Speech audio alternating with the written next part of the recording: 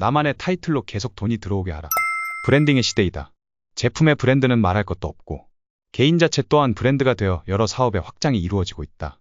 개그맨을 예로 들면 한 명의 개그맨이 유명해진 후 방송 출연이라는 수익을 내고 개인의 이름을 이용해서 행사 수익을 올리며 홈쇼핑에 자신의 제품을 론칭하기도 한다.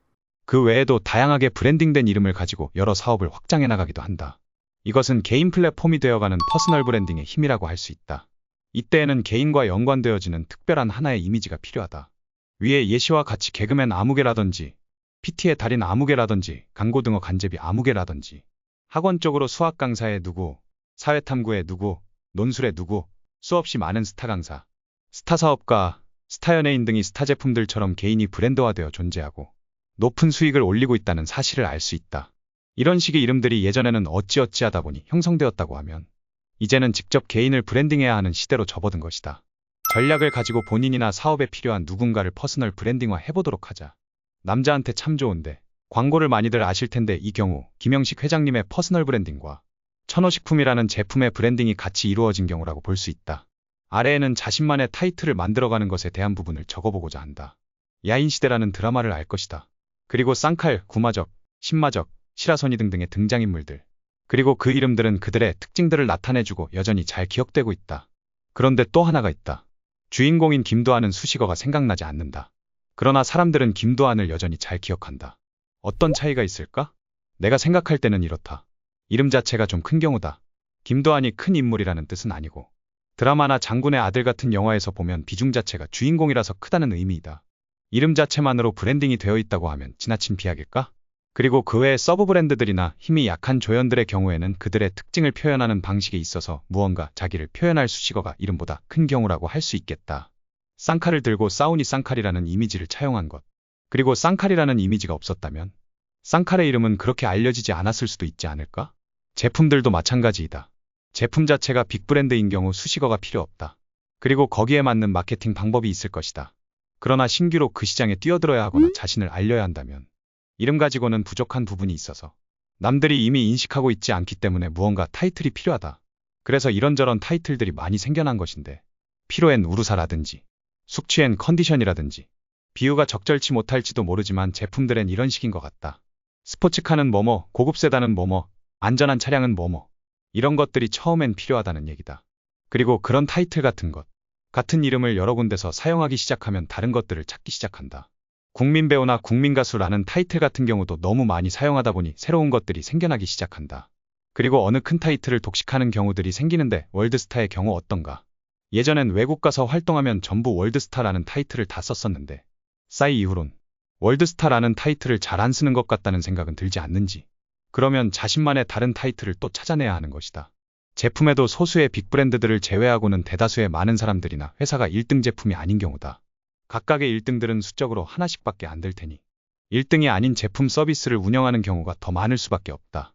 이럴 경우엔 이름 자체보다는 다른 타이틀들을 앞에 넣어서 사용하면 좋다. 사람의 경우도 마찬가지다.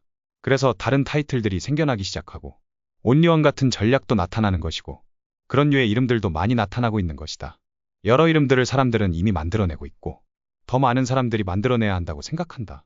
예전엔 대학 교수, 작가, 무슨 이사, 변호사 같은 직업을 붙이는 것서부터 그런 내세울 만한 부분들이 없다면 무언가 창조적인 이름을 본인이나 제품에 붙여서 사용해야 한다는 이야기다. 사람으로 치면 소통 테이너라든지 관점 디자이너라든지 이런 이름들도 많이 생겨나고 있지 않은가? 그리고 그런 이름들로 자신들을 홍보하고 하나의 이미지를 만들어가고 있는 것이라고 보면 된다. 제품들로 치면 두통엔 펜잘, 두통엔 개보린, 이쯤 되는 시장이면 두통은 안 건드는 편이 낫다. 차라리 치통엔 뭐뭐뭐, 생리통엔 뭐뭐뭐, 다른 통증을 공략한다든지 심한 두통엔 뭐뭐뭐, 가벼운 두통엔 뭐뭐뭐 이런 식으로 조금 비껴가면서 브랜딩해 나가야 할 것이다. 서비스 쪽으로 비유하면 염색은 땡땡 미용실, 천연 염색은 땡땡 미용실 이런 식으로 찍고 나누고 하면서 자신만의 브랜드를 알리는 것이 좋다. 자신이 성공시켜야 하는 것이 제품이든 서비스건 그 자체의 사람이건 성공한 사람이나 제품을 떠올리면 같이 연상되는 것들이 있을 것이다. 그런 것처럼 남들이 나를 볼 때 어떤 이미지를 떠올릴까? 남들이 내가 파는 제품을 볼 때 어떤 이미지를 떠올릴까? 그리고 막연히 무언가 이미지가 떠오른다면 애써 다른 식으로 새로운 걸 만들기보다는 오히려 그것을 강점으로 내세우는 것도 좋다.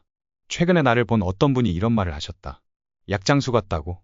나중엔 은둔형 사업가 같다는 식의 포장을 해주시긴 했지만 약장수 같았다는 말이 나를 떠올릴 때 더 맞는 말일 수도 있겠다는 생각이 들었다. 약장수 마케터로 나를 포장할까? 라는 생각을 하기도 했지만 왠지 약팔 것 같은 느낌이 들어서 나도 나를 표현할 무슨 마땅한 이름을 찾고 있는 중이긴 하다. 마케팅 프로듀서 같은 고상한 이름의 생각부터 엑스동 마케터처럼 동네 이름을 붙이는 예전 불광동 휘발유, 압구정 미꾸라지 같은 식의 동네 이름을 컨셉으로 잡을까 등등. 땡땡땡 전문가 시리즈도 있긴 하지만 전문가라는 표현들은 조금 과분한 것 같다는 생각도 들고 여러 생각이 들고 있다. 그러면서 내가 나를 표현할 수 있는 이름이 참으로 없구나. 특별하게 살고 싶어 하면서 뭐 하나 특출나게 특별하게 표현할 수 있는 이름도 없구나 라는 생각에 한편으로 반성하는 시간들도 보내다가 이렇게 퍼스널 브랜딩을 위해 책을 쓰고 있는 것이라고 보면 된다. 나조차도 하지 않는 또는 할 수 없는 방법들을 남들에게 하라고 말하는 것은 안 될 것이다. 퍼스널 브랜딩의 중요성을 깨닫고 나조차도 이런 일들을 해나가고 있다. 책을 보는 독자들도 지금의 나 같은 사람도 이렇게 브랜딩을 위해 노력하고 있는 것을 보고 좋은 것은 따라할 수 있었으면 좋겠다. 마지막으로 이럴 류의 브랜딩이 왜 필요하고 수익을 올리는데 필요한 것일까? 그것은 보다 빨리 직관적으로 상대방이나 소비자에게 알리는데 편하기 때문일 것이다. 이것은 복잡하게 여러 번 광고하는 것보다 단번에 광고하려는 목적을 전달할 수 있다는 것이고 이것은 그만큼의 비용 감소를 의미한다고 볼 수 있다. 100번 설명해야 알아들을 것들을 10번 한 번으로 줄일 수 있어서 생겨난 원리들이 아닐까? 자신만의 긍정적인 수식어나 타이틀을 만들어 보도록 하자. 제품, 서비스, 퍼스널도 동일하다. 그것은 사업자이건 직장인이건 자기가 처한 관계들 속에서 보다 빛을 내게 해줄 것이다. 그것은 여러 에너지를 절약하게 해줄 것이고 그만큼의 남는 에너지로 다른 것을 할 수 있게 되는 더 많은 기회 창출 효과를 가져다 줄 것이다.